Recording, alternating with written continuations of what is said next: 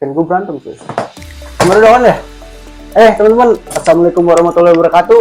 Balik lagi di channel saya ya, SDT Salam Dotarim. Di video kali ini gue bakal bahas ular rajan atau king. Tapi kingnya berbeda dengan king cobra.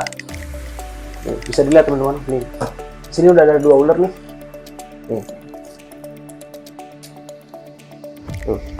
Ada yang tahu nggak kira-kira itu ular apa? Oke. Nih, di video kali ini atau di konten kali ini gue bakal bahas salah satu ular dari Indonesia, Pithias carinatus atau carinata ya. Dia adalah king koros. Nah, si king koros ini berbeda dengan king cobra teman-teman, yang dimana king cobra itu ketika dia defense, mempertahankan areanya atau merasa terganggu lah, dia akan membuka tudungnya. Sedangkan king koros ini tidak, dia akan memipihkan si lehernya dan dia juga akan berdesis keras ya. Jadi ada hissing, jadi dan itu juga ada suara seperti banteng, karena disebut juga ular banteng gitu ya. Ada seperti ngok, nah seperti itu ya. Nih, bisa kita lihat ya. Kita mau keluarin dulu si king koros ya. Oh iya, satu lagi, king koros itu ada beberapa jenis warnanya ya. Ada yang berwarna hitam legam, ada juga yang berwarna kecoklatan, dan ada juga yang kecoklatan atau hitam dan ada bintik-bintik putihnya seperti mutiara nih teman-teman. Nah, untuk king koros yang punya saya ini adalah king koros mutiara nih teman-teman. Bisa dilihat nih, ini mutiaranya nih, tuh ya. Kalau yang hitam legam itu asli warna hitam semua teman-teman.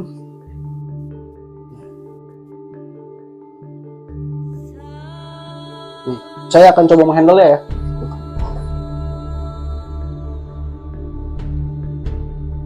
Ini salah satu ular dengan tingkatan agresif terparah ya. Dan panjang dia bisa mencapai 4 meter teman-teman. Dia bisa ditemui di area persawahan, perkebunan. Tuh. Lihat, gede banget loh teman-teman ini. 2 meter ya. Karena maksimal panjang si king koros ini itu bisa mencapai 4 meter. Tuh. Dan makanan utamanya adalah tikus. Terus dia bisa makan kadal juga bisa. Dan uniknya lagi, dia bisa memakan ular lagi nih teman-teman. Kenapa disebut king? Ya inilah, si king koros, dia bisa memakan ular-ular kecil. Walaupun ular itu berbisa ya, contoh kayak dia bisa makan ular kobra, dia bisa makan ular welang-uling. Saya juga nggak tahu nih kenapa dia bisa makan ular-ular berbisa tersebut, sedangkan dia sendiri tidak memiliki bisa. Untuk teman-teman jangan sesekali free handle seperti saya ya, jangan diikuti nih adegan begini. Tuh, bisa lihat gede banget, jumbo.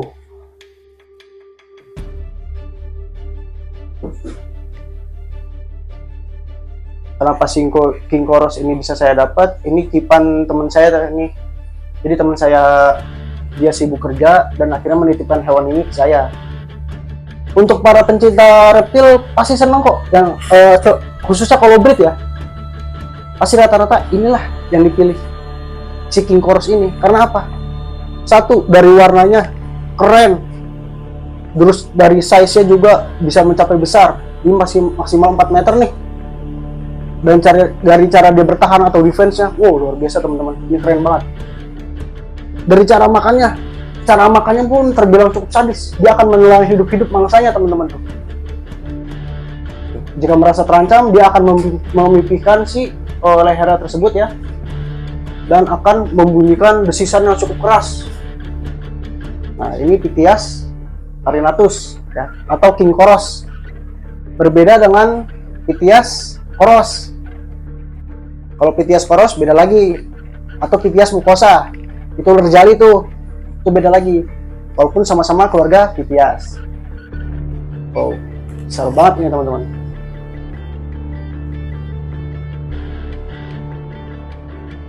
Tuh, gede, bener gede ini.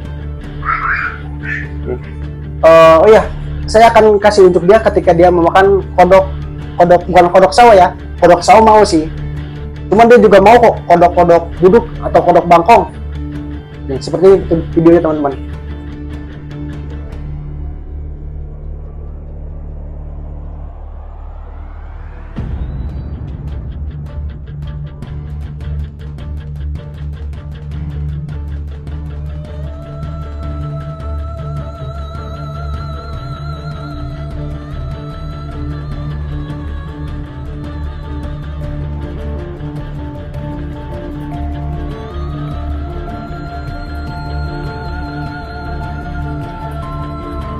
Oke teman-teman, itu tadi video makannya nih. Sekarang si ular king chorusnya udah saya masukin tuh.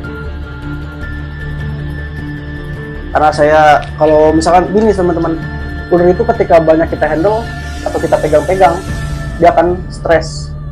Justru dia tidak akan memakan nantinya. Daripada seperti itu, mending saya balikin lagi ke kandang teman-teman.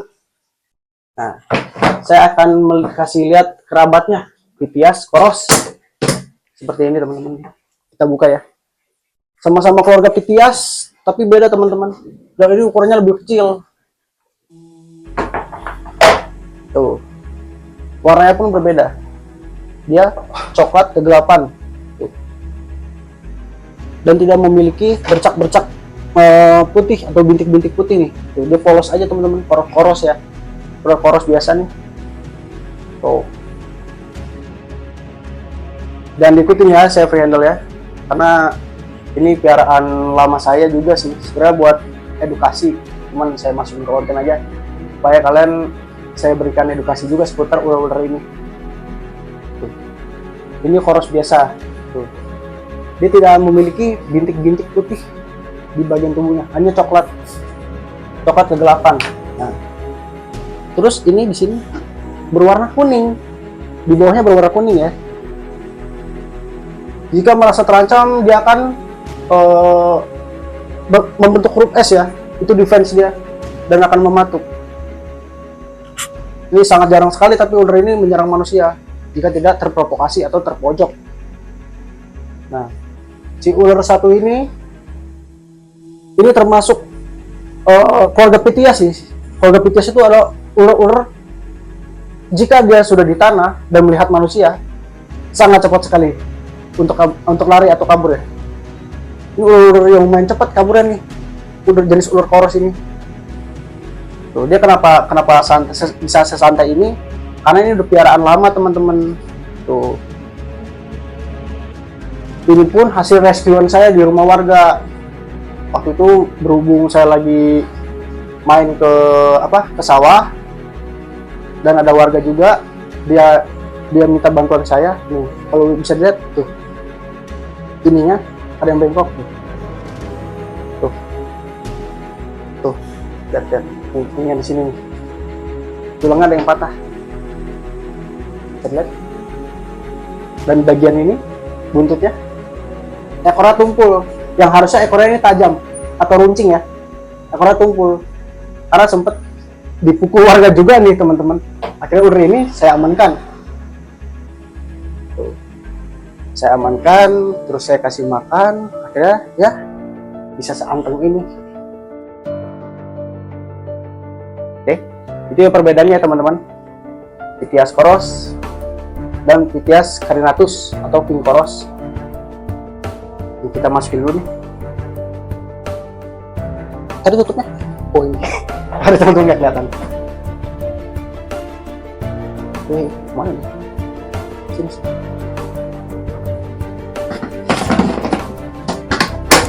Nah, jadi itu ya teman-teman perbedaannya king chorus dan ular coros biasa.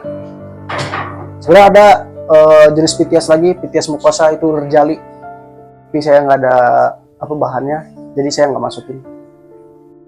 Nih, untuk kalian nih, king chorus ini kalau kalian ingin tahu ya, dia bertelur itu bisa mencapai 10 butir. Nah, 10 butir. Si indukan betina nanti dia akan mengerami telurnya sampai 2-3 bulan kalau tidak salah ya. Nah, untuk si jantannya bisa lebih besar, bisa sampai 4 meter.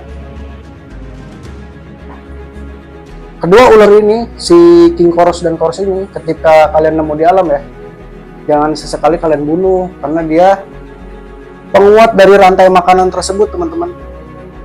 Entah itu dari tikus ya, populasi tikus, populasi ular-ular kecil. Karena si king koros ini memakan ular kecil juga, yang ukurannya lebih kecil dari dia ya. Mau itu yang berbisa dan yang tidak berbisa, dia makan kok. Karena orang masih banyak yang menyerah, misalkan petani ya, dulu saya pernah nemu petani jadi salah bunuh ular, dia ngira ini king cobra karena bercak putih yang di sini nih, bercak putih ini itu mirip sekali dengan ular king cobra. Bedanya ular king cobra itu akan membuka tudungnya jika dia merasa terancam, ini tidak. Karena ya mungkin karena orang awam jadi dia tidak tahu ya teman-teman. Bisa dibelit lagi. Sini. Bisa lihat ini panjangnya. Dan ini bisa mencapai sana loh.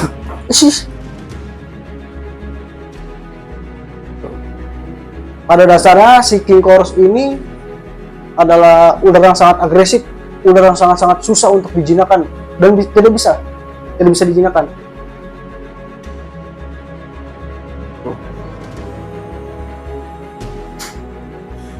Bahkan sangat sulit untuk dibikin antang seperti ini, teman-teman. Tapi dikarenakan ini piaraan teman saya yang udah lama, dia miara ini ngekipnya ya, dia nggak kurus, dia sibuk kerja, dikasih ke saya. Ya udahlah, saya bikin bahan konten aja. Ini kayaknya udah 5:30 ya kameramen ya? Ya, udah mau maghrib ya. Oh iya, ini kita bulan puasa juga, kita mau puasa nih, mau buka puasa. Hanya sekian dulu kali ya video kali ini. Saya bakal bahas ular-ular lain. Jadi ya, kita pamit undur diri.